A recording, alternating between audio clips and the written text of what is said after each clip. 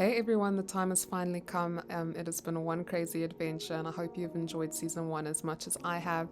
And look out for the exciting things coming in season two. So, without further ado, let's get into the finale.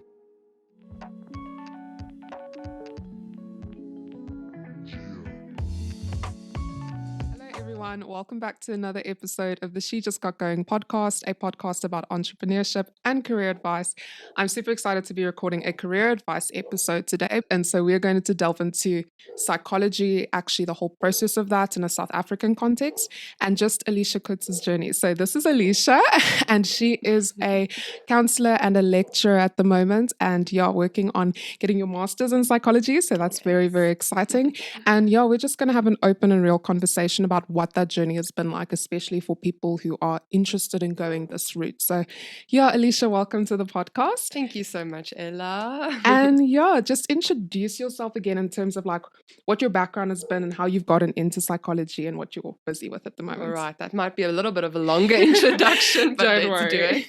it. So I think, starting off, I knew from high school that I really have a very big passion for people, and I really had such an empathy and compassion for people in general that I knew that there was no way I can be in a career where I don't work with people. And so initially I thought, okay, well, let's go the medicine route because then I get to work with people. And I applied for medicine after high school, did not get in for medicine, which I actually think is a bit of a blessing because I would have never had the relational kind of journey with people in the medicine field, which is what I've wanted to do. So then I took a gap year, and after the gap year, or in the middle of the gap year, I decided, let me just go. I don't know what to study. I don't know what to do, but I was like, let me just go study psychology. The worst thing that could happen is I just get to learn a lot about people, which is not bad either. So I started studying psychology. A lot of people warned me against it, or a lot of people advised me not to go there or whatever. But I just felt, let me just do it. And during my first year of psychology, I fell super in love with psychology and just learning so much about people. It was, fell in love, knew this is what I wanted to do. I'm so passionate about mental health and psychology.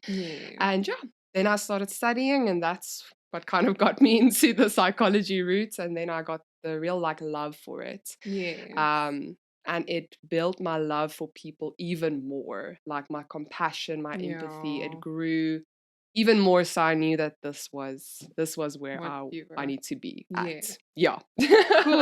Cool. So Alicia, your story is an interesting one. I mean, everyone's story is an interesting one, but I think with yours, I think it's one that will really resonate with young people because you are this high achiever. You've always been a hard worker. I've always known you to be a hard worker. From being head girl to like coming your degree. But there were roadblocks during the psychology journey, and I think that's pretty much what we want to go into about that discussion. And so just walk me through like maybe what like the first roadblock was, I guess, when you started studying. And I think while you're answering that question, also just telling people, because it is in a South African context, like studying psychology in South Africa. So what was like the first? I think the biggest thing is I thought, going out of matric, it's going to be this linear road where you are going to study and you're going to walk into your dream job and you're going to get married and have kids. And I had this whole picture of my life. And as soon as that first roadblock hit, I was devastated. I felt like, oh my word, what now? Like no one told me that this road is going to be a difficult one. And so, I mean, in my third year of psychology, in the beginning of the year, they told us that, okay, guys, like you cannot do anything with an undergraduate degree in psychology, and you have to do your honors first, and then after your honors you have to do your masters if you want to practice as a psychologist in South Africa. Now, the process of becoming a psychologist in South Africa is extremely very tedious process, a very long process. It's a very hard process as well. But so in your third year, you have to start applying for honors. So that's where a lot of people start freaking out. You have to apply for honors, and it's purely selected on an academic basis and a Oh, wow. quota system. So Okay, they yeah. obviously have a quota in place, and then they select the top achievers per quota. Oh, wow. And applied, really trusted to get into honors, and they normally let you know that January of the year that you actually do your honors. So I Wow. remember I went on December holiday, and I was almost devastated because I didn't know Mm, what was going to happen, and I was trying to yeah. stay positive. Yeah. So came January, I got 3 rejection letters from the 3 different universities that I Mm. applied at. And I was devastated. I cried my eyes out. I felt like this is the end of life for me. And Yeah. I honestly didn't understand, like, why am I not chosen? Like, this is my Mm, passion. Like, I want to help people. My heart is in the right place. Like, yeah. didn't get in. So over there already, that was like my first major roadblock. I was like, this isn't even masters yet, and I already got rejected. Mm. And then I just had to think of a plan. I can remember my mom just like one day dragged me from the couch, busy sulking. Moms are the best. Moms are the best. Put me in the car. She's like, listen, we're going to drive to this private institute and we're going to talk to them. We Yeah. drove there. We literally like almost begged them to give me space. Mm. And yeah, they said, listen, you can come, our applications are closed, but we will Yeah. give you space. And I was like, That's great. yeah. And I was a bit apprehensive to go study there, whatever.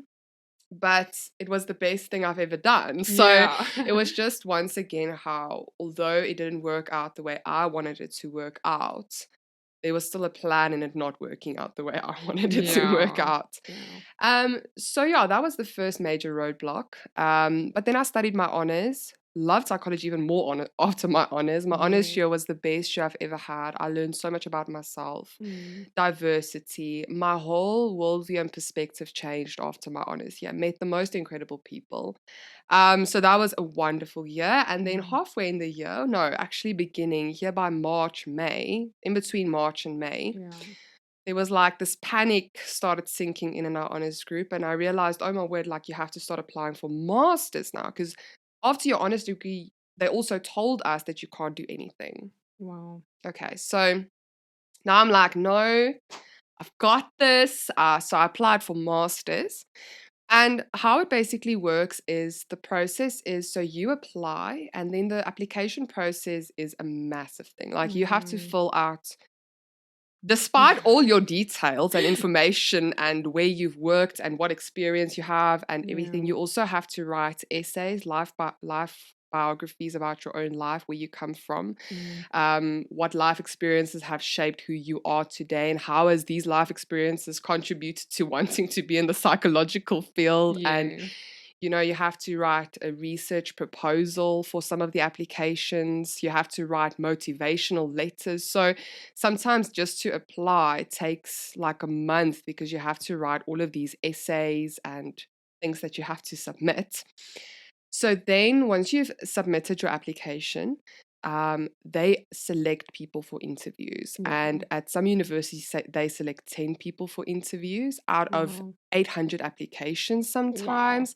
And sometimes some of them select about, I think the biggest selection I've seen was 80 people. But that was across clinical counseling and Yes. educational psychology. So how do you actually, sorry, but like, Mm, not to diverge, but with psychology, there are obviously different types of psychology. yes, So when you study in at university, your bachelor's degree, is that more like just a yes. general one? And then in your honors, do you pick? And if so, like what are your options with the different kind? And is the like acceptance journey also different across the different types of psychology? So with industrial psych, you already start at undergrad level studying an industrial psych route because you need business subjects for that. So that's a Okay. whole different route to take. Yeah. The process of getting into masters is a little bit different, also quite tough, but not as tough, and it's Mm. more of a specialized route. And then you also get research psychology, which in a research scope of practice, so you can do your Mm. master's as a research Yeah. psychologist, but your scope of practice limits you to you're not allowed to counsel or work with people. Okay. You just do research about people. So Yeah. you can do interviews and conduct studies, But you're just an but academic. but you're just, yeah, you can't counsel people or work with them like that. Then you get your educational psychology, which at honors level you can already do an educational psychology honors, Okay. but you can also do a pure psychology honors. Either way, you can get in for educational psychology. And then counseling and clinical are very similar. The scope often overlaps, but with clinical psych, you mostly work with psychosis. So the major, all the, mental disorders. And then with counseling, you more work with the process of counseling people and taking them through Good. everyday life struggles, but also people who struggle with depression or eating disorders or all of Yeah. that kind of stuff. Yeah. Okay. So I Which would one did you go say into? counseling. Okay. Counseling psych is my heart. It's always been my heart. Mm. So I would say educational, counseling, and clinical. You can almost follow the same route to get there, and research. Okay. And then industrial psych already at undergrad level goes from a different route. Yeah. Okay.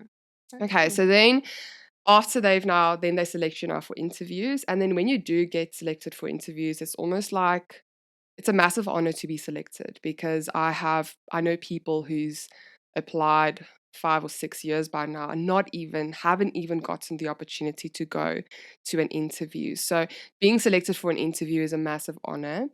And then in the interview process, they take you through a very hectic process. At some universities, every university is a little bit different, but it's a lot of, I almost want to say, like, they want to pick at like the deep stuff in your life, and they want to Yeah. like pick at it. So they like open you up like a little, a thing, and they go to Yeah. those areas you don't want to talk about, and they start digging there and whatever. So it's a really, I almost say, you put your whole life out on the line in front of strangers. Mm. You have to do group work, you have to write tests, you have individual interviews with a panel who Okay. ask you very intense questions. Yeah. Can you um, think of like one from the top of your head, maybe? oh, a lot of ones I still have PTSD Oh on. no. But they'll ask questions. So whatever you've written in your autobiography, they will ask you certain questions. I remember in one of my interviews, I think I wrote in my autobiography that I really struggled a little bit with perfectionism, Yeah. um, which I don't feel like I'm like that anymore. Yeah. But I went into the interview wearing stripy pants, and my hair was straightened basically like today. And they asked me and they said, well, you're wearing striped pants and your hair is straightened, so we are seeing perfectionism. So can you please explain to us how you have overcome perfectionism? And I was like, oh my word, I don't know. Yeah. But it's a lot of, questions like that, Mm. that makes it very difficult. They ask you about, what are your strengths, what are your weaknesses, why have you chosen this as a field? So a lot of intense but very personal questions. So it's Mm. really like out of a personal level that Yeah. they come and they touch on stuff. So then you can go through different stages of the interview process. And then at stages you can fall out. Every university is a little bit different. Mm. But yeah, and then at the end they only select, some universities select 3. Oh wow. And then the biggest number I have seen for counseling psych has been, I think, between 8 and 10 participants For the whole master's for the class. whole master's class. Wow. So out of the 800 or 500 that apply, they only select 50 maybe for interviews. And then from that 50, they select maybe 8 that make it through. Mm. So the process is very competitive of nature. So it almost seems like it's an impossible journey. And a lot of Yeah. people apply once, never get in, and then they shy away from it. Yeah. And I don't blame them, because it's a really, really big process. Okay, so now relating it to my story, I'm Yes. talking a lot No, no, here. no. I feel like you've um, touched on very necessary things. Like I also mm, think it's important for people to know what lies ahead yes. in that journey, especially the Yeah. applications process of it. Because like you said, I mean, I even remember it took you I mean, quite a bit of time to just go through all those different interviews at the different Yes. universities and stuff Yeah. like that. And yeah, so I guess you're now working, but explain how you navigated now if the door has been closed on like the masters and someone's like, what do I do now? Mm. How did you really like figure out what your next step would be while obviously working towards Yes. reapplying? So in my honors year, I started applying for masters, and that year I actually got 3 interviews. Mhm. So I was like blown away. I Mm, got 3 interviews. Not a lot of people in my class got even get one, interviews, yeah. so I felt very honored. And one thing also is I had to get in my car, drive to wherever the interview is. Some of them were like 5 hours away. I can't mention the names, Yeah. but 5 hours away. I had to get in my car alone, get to a guest house, go to the interviews, come back to the guest house. Um, and then at the end of the week on Friday, you get rejected, or I hear like I didn't make it. Mm. And I remember driving back crying the whole road, and that has happened so many times. Yeah. You Studying will do know, that to you. I'm kidding. and yeah, I went to all the interviews, really gave it my all. I was exhausted at the end of the whole process because it's weeks. Every interview process was a week. I had to fly to one of the interviews, had to drive to another one. Mm, So it was a really, really intense process. And then at the end of it, I unfortunately didn't make it in my first year. I was very heartbroken at that stage. mm. And yeah, it was really hard for me. I felt like, oh my word, like, how did I not get in? I was Yeah. very angry. I didn't understand. Especially because you got So, like 3 interviews as well. It's like one yes. has to at least. Like, yeah, I was devastated. And then now I opened up my life to these people. They picked up my life, and now they're just leaving me, and I'm going back home. And I must say to you, like, there are nights that I sometimes, had lied in bed and thought about these interviews and like try and analyze what's going on and Yeah. cry and feel so like exposed almost. But I guess it's a part of the process. Yeah. But okay, so then I needed to do something after my honors year. To be honest, like even that January of the next year, I still didn't know what can I do. In Okay. my honors year, they also told us like, oh, you can go volunteer here, or you can go and do this, and they didn't really give you a lot of Mm. options. I And see a lot of people actually just change career paths then after that. yes. Yeah. So in the beginning of the year, I was like, okay, a part of the interview process is sometimes role play. So one of the panel members is a like a client to you, and you have to counsel them in the interview with panel members around you. So that completely freaked me out. So after that experience, I decided that I need to go and do like a counseling course or something to equip Yes. me. Yeah. Because now I have all of this knowledge, I have no idea what to do with it. So Mm. then I did a counseling course. And yeah, if anybody wants like advice on that, they're welcome to contact me or Awesome. whatever. Yes. Did a counseling course with a lot of practical experience. Mm. Was this the sorry to interrupt? Was this like the first time the psychology became very practical? Was it not Yes, really practical not before? at all. Okay. Not at all. So this is the first time I actually had clients. I learned about the practical way of doing things. So I did the course, started with the practicals. Lockdown happened. Yeah. But then I did online counseling. I started doing online counseling, helping people. Everybody sat at home. So we were on the online platform site Yes. and people booked sessions with us, and I completed my hours. In the same year, though, out of my passion to work with teenagers, I also decided to study teaching, my Okay. PGCE, which I did in that same year. Okay. Um, Almost as a backup plan because I Yeah. was like, what am I going to do with my life right now? So I finished that as well in that year.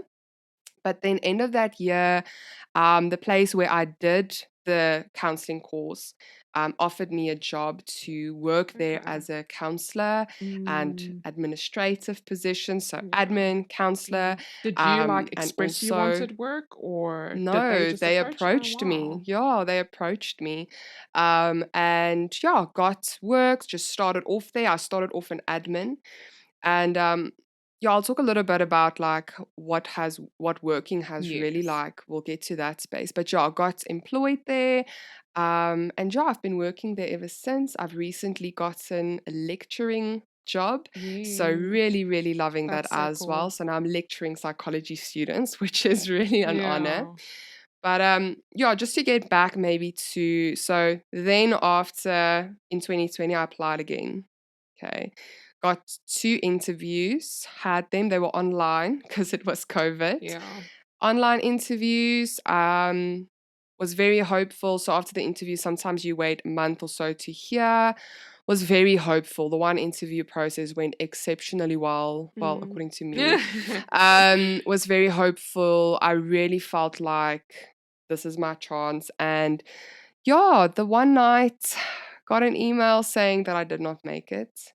And I was so heartbroken. Ella, I cannot tell Confused. you. I had like a breakdown. I was really in a very bad space. It really took me a long time to get over that heartbreak. It was like Mm. my I've never been so sad in my life about it. But it But makes it was sense. It like really a does. heartbreak. And I think for me it was like I have this passion. I want to help people, but like I'm not getting there. Yeah.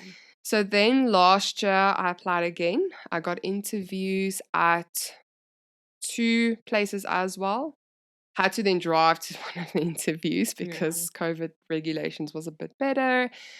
Went through very tedious interviewing Mm. processes Were and they the same? Like, did you ever notice something different about the interviews? Obviously, like you've now been more prepared, but yes. did they change over the I years? didn't I've never been to this university. It was my first time being Okay. invited to them for an interview. And yeah, but that process was very intense. Yeah, it was a very, very intensive process. And I made it through to the top 10 round. And I was like, oh my word, like Yeah, it's it's like here finally by my happening. fingers. And I was like, okay, you know what? And I really felt very confident throughout the process. And in my last final interview with the panel members, it just did not go well at all. They pushed me in a direction I couldn't stand up. It was just not a good interview. I walked out there and I just Yeah. knew, oh, this didn't go well. So got into my car, drove back to Pretoria. It was like a 3-hour drive. And I just cried and Yeah. and people don't see that side of it. Like I cried, I was so heartbroken. I didn't know what to do with myself. And then that evening I got the phone call that I did not make it. Yeah. So I was already grieving in the car. At least they like told you so that it didn't have to like, Yeah, prolong. yeah. So yeah, I heard I didn't make it. And honestly, I was so broken again. It took me a good like 3 months to get over that whole process. And I mean, till this day, it's very raw Mhm. still. Um, and yeah, this year I've applied again at all Yes. the universities where I can apply. Yeah. But it really takes something of you to, after all of the heartbreak, pick yourself up and say, this is my dream, this is my passion, I need to do it again. Yeah. And I mean, the ridiculous things people have said to me was like, isn't this isn't A isn't this sign. a door that's closing? Don't Mm. you think you shouldn't be doing this? Or isn't this a sign that you shouldn't be doing this? And I just Mm. want to tell whoever's listening, like, whatever roadblock you have faced in your life, a roadblock is not a sign that this is not what you should be doing. I think roadblocks are there to teach us, to learn us. Sometimes it's completely out of your control that Mm. there is a roadblock. I mean, sometimes it's because of other people that there's a roadblock.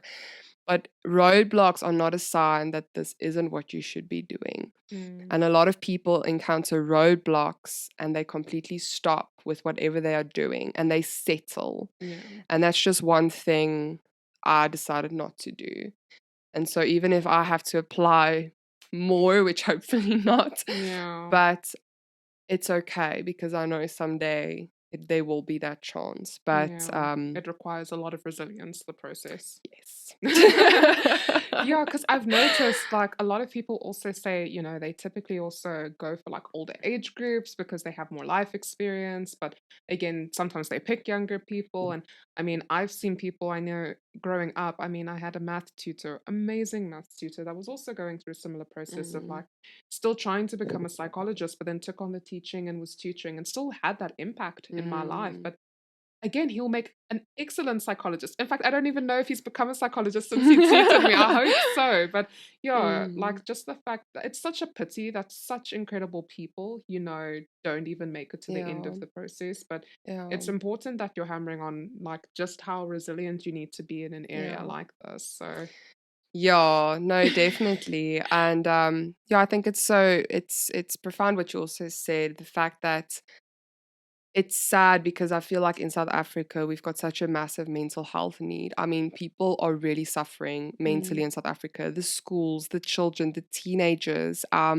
students. I mean, our suicide rates are the yeah. highest it's ever been. I mean, most of the teenagers that I see, I would say 80% of them self-harm. Like Mm, we are not okay. Like mm, people are struggling. Yeah, it's just sad for me that our South African system is failing our people in our country as much as I'm struggling, to become a psychologist mm, or, to be able to practice legally in South Africa as a psychologist. yeah. I can just now do counseling work, which I love Mm, in any case, yes, yeah. but there's like limitations to it as That's well. true. But it's sad that our mental health system um, is failing us in South Africa. Yeah. Yeah, I mean, Mm, there is another episode as well, where I speak to a medical doctor as well, and mm, similar conversation about the system. And yeah, I mean, she also had to pretty much just give a word of encouragement to people that work in a broken system mm, because you want to do more, but the resources are not allocated appropriately. You know mm, what medication you should be recommending a person in the hospital yeah, simply doesn't have it. And so just feeling like you want a system that yeah. keeps you stuck and what that does to you psychologically. So, Yeah, and I spoke to one of my girl that I know. She works in a hospital. She's a OT and she works with the burning unit. So it's really intense trauma. They work with the first responders in the burning units. And she said because there isn't enough psychologist interns, because with your masters you do 1 year of theory, and mm, then you've got an internship here where you go work in a hospital or wherever they place you. And because there's not enough interns, they haven't placed a psychologist intern at the hospital. So now there's no one really? counseling, the burning units and the clients and the patients that come through there. And I'm just like, but okay, but just let more people into the Just let more people hello, into the just can program. can you accept more people into this program? Yeah. So yeah, I so agree with what she said. And I think like it's so important that there are people like you still out there who keep being persistent about Yeah. being a part of the system, although obviously the interview process doesn't really encourage that spirit. But yeah, I mean, it's important for people to actually know the real picture. Yeah. And it's not supposed to be discouraging. Like none of these Yeah. episodes are meant to be discouraging. If anything, like it just builds hope knowing that you don't go through these things alone Yeah. and people have been through something similar and Yeah. it gets better and you really just have Yeah. to hold on, Yeah. to that. Yeah, and I mean, if I can just tell people in this field, maybe if someone has, started studying undergrad, I've had so many people come to me, because in your third year, they kind of have this chat with you, but a very like, they almost come in there and they're like, who of you wants to be a psychologist? And then people raise their hands and then they're like, okay, well, maybe one of two of you are going to get there. So people leave that conversation, and I've had people come phone me and say, Alicia, like, they're crying, they're devastated. It's like Mm, their dream has just been crushed. And I always yeah. tell them, if this is your dream and this is your passion, you better go for it. You will Mm, get in. There will be an open door. And if ever you feel like you've done your undergrad or your honors and you feel like you don't have anything to do, there is so much you can do. yeah. Don't Yeah. believe, because there's such a negative tone in the psychology field. And I always tell people, no, you do it. There's a lot of stuff you can do in between. Yes. There's a lot that you can do. If this is your dream and your passion, you do it. You go for it. Even if you Yeah. have to apply 3 times or 4 times, Mm, some people will get in the first time. Like yeah. if you are that, I'm super envious of you. I'm so jealous. But that is how that's how it is. And Mm. But you know I what's encourage, crazy? yes. Sorry to interrupt again. It's just like that negativity around, oh, so you didn't get into your master's one, so Mm. find something else. But literally, how many chartered accountants in the country have to retake their board exams like twice, Yes. 3 times? And it's almost part of that culture, like, oh no, Yeah. people fail, so just try again. People fail, just try again. Yes. But then another field, it's like, no, you know what? We don't fail here. Try something But else. also, if you go for your driver's license and you fail, you make a plan to This do is it again. And true. I know people who have failed 4 times, but they were persistent and eventually they got their driver's Yeah, license. that's true. So, with whatever at life, that's why, sometimes when we think about these things in too much of a spiritual sense or, Yeah. whatever sense, but you think as soon as difficulty approaches me, I should shy away from it. Mm, And no, if that's your dream and your passion, you better go for it. And, yeah. with that being said, I think some very important life lessons that I've learned and some principles I've lived by is to use whatever you have and to do that to the utmost of your ability and in excellence. And while I was studying, I did a lot of numerous jobs like tutoring. I did a little bit of a pairing. I even worked at a birthday party place for kids and I did face painting as a princess. Oh, So wow. I've done a lot of things, but I just Yeah. always said, oh, and I did waitering. Okay. But whatever I did, I always did it in excellence because I felt like this is what was given to me and I want to do this in excellence. So I made sure that I was the best tutor and the Yes. best face painter, although I didn't know what I was doing. But you know what? And then whatever opportunity I've gotten, I've always done it in excellence. There was a time in my third year where I had to save some money because I did go on an overseas trip, and I even worked with my best friend, and we worked at a sales place for houses, and we would sit there for like 3 hours phoning through lists and asking people if Wow. they want to sell their house, and people were rude to us. And Yeah. but whatever I did, I tried to do it in excellence. Yeah. And even when I got this job opportunity, it started off being an administrative position. So I was answering phone calls, emails, Yes. doing the website stuff. And I just knew that I want to do this to the best of my ability. Yeah. Whatever is given to me, I want to do it in such a good way that I become like irreplaceable in that position. That's good. And every single time in my life, I just the faith, like I don't know if faithfulness is the right, but me being Yeah. faithful to the job and being excellent in what I do and doing it with like, the heart to do it the best that I possibly can, it Yeah. has always rewarded me back. And it has, promoted me. And in those instances, I think a lot of young people, they look down on certain things. They get an opportunity and it's like it's a great company, but the opportunity might be to just phone people, or the opportunity might be to wash the cars, and then young people don't give it their all. They don't Yeah. use what they have. And then they ask, why am I not being promoted? But they are not using what they have. And only when you use what you have does that grow. And in my professional career, I've always just, whatever you have, you Use have it. that and you do it in excellence as much as you possibly can. And that will make every opportunity in your life grow. And Yeah. although I'm not a psychologist yet, Yeah. I'm still loving what I do, and And I you're helping still, people. yes, definitely. Yeah. I mean, you were doing that, I mean, even in your studies. But like, yeah, Yeah. you get to counsel people. And I think it's so Yes. awesome how like that still worked out. And Yes.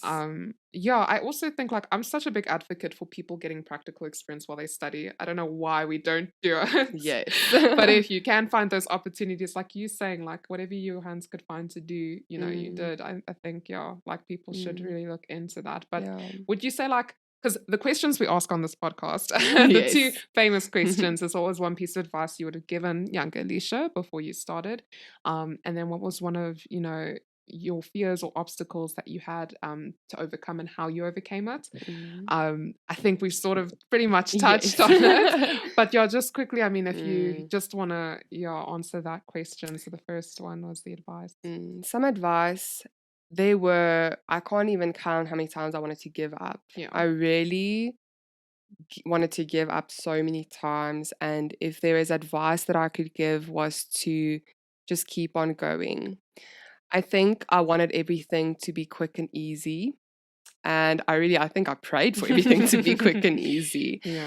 And I realized that it's the journey. So my one piece of advice is to never give up. And the second piece of advice is to enjoy every single moment and step in your life. Yeah. If you're in the journey of being a first year, enjoy that journey. If you are in your honors, just enjoy that year. Like, I felt like there were moments where I was so focused on, oh my word, I have to do this and I have to do that, that I actually missed out a lot on the journey. Mm. And the journey is the funnest part of it all. Like, it's not always the greatest, but there's so Yeah. many fun moments. So I would have told my younger self to just be a little bit less serious and worry about it when it gets there. Mm. It doesn't help us start stressing in Jan already about applications. I will get there when I get there, but Yeah. enjoying the journey where you are now and trying to see what you can learn out of every single area and space in your life. And I think it's like that for every single person. If you have just started a business, enjoy that starting phase, because I Yeah. think you don't enjoy it because you constantly think about, no, but I have to do this and I Mm. actually want a bigger business. So I'm like, I may be sulking because I only had Yeah. like 2 clients or whatever, but just to enjoy every single part of the journey Yeah. and absorbing it and soaking it up and celebrating your small victories. Yes. I Yes. love celebrating. I think it's something we don't do often, but I mean, if you passed a subject, celebrate it. If you have Yeah. one client, celebrate it. Like, Mm. we always try to be the best, but at the end of the day, what is the best? Yeah. What is success? Very subjective. Where have you come to a part where you say, now I have reached it? And I've realized I can get my master's, but then what after that? It's not my Become end a of my psychologist. then I'm a psychologist, but then what do I That's do true. after that? Like, am I going to open up a practice? Like, so there's going to be every single step of life, there's going to be something different. Yes.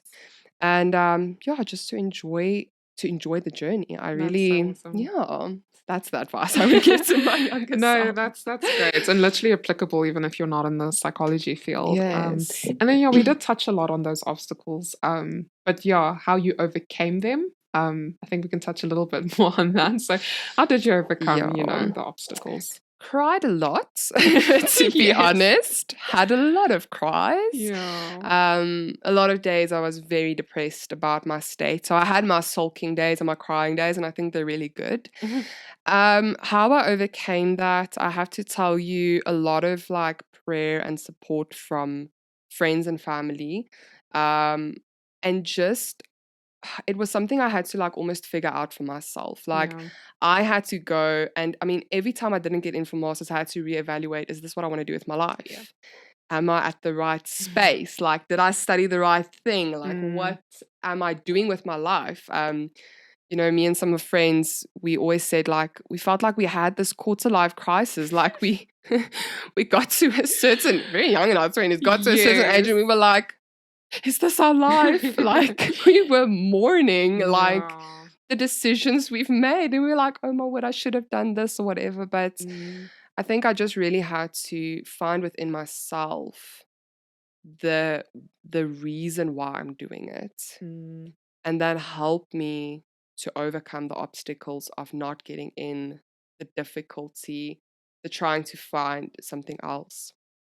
And I always just told myself, I don't know if this was just my coping mechanism or what, but every time things got extremely intense or extremely hard, I knew I just had to push through that part, because I always felt like just after that extreme heartache, there's always like this little bit of breakthrough. And I've always seen just that little bit of light that kept me going. Mm. Um, but yeah, it Mm. was tough. It was really tough. I did not Yeah. have it all together all the time. Yeah. But also being able to help other people, being able to give advice. And I always tell everybody that wants to talk to me about psychology advice, I'm super raw, open, and honest. I'm not a negative person about this whole process. I really Yes. encourage people that if this is your dream, you do it. And if I need to go and stand there and support you and prep you for the interviews, or I'm so open about it, and I'm so happy Yeah. for every person that gets in, because we need you. We need amazing psychologists in South Africa. Yeah. So That's yeah, awesome. I don't know exactly how I got through everything, but those are like some stuff Yeah. that kept me grounded, definitely. But it's very practical advice. So, Yeah. like, again, that's pretty much how you coped with it. And Mm, anyone can take something from that, especially that asking your why and going back mm. to the core of why you wake up every morning, put yourself through what you put yourself through. The why is, a big but an important question. Yes. Uh, but yeah, Alicia, thank you so much for, talking about your story and, pretty much how the journey has grown you and taught you so much about yourself and what you've learned along Mm, the way, and also being open about the whole process and how you've actually navigated it. I think there's been some super helpful advice in there mm. as well, like that I've taken from. And so yeah, like Alicia said, she's open to people reaching out if they have Definitely. questions about psychology or the whole journey. You'll be available. So Yes, like as definitely. always, I will drop her social details below. And yeah, thank you so much Such a for pleasure. Ella, thank you being on for the the episode. opportunity and that I could also just share the story. And yeah, I'm open to help anyone from subject choices to being stuck at an honest level, whatever the case may be. But I'm Yeah. really very open about it. So, but thank you so much for the opportunity, It's only a Ella. pleasure. I'm so glad that we could have you on the podcast to talk about this.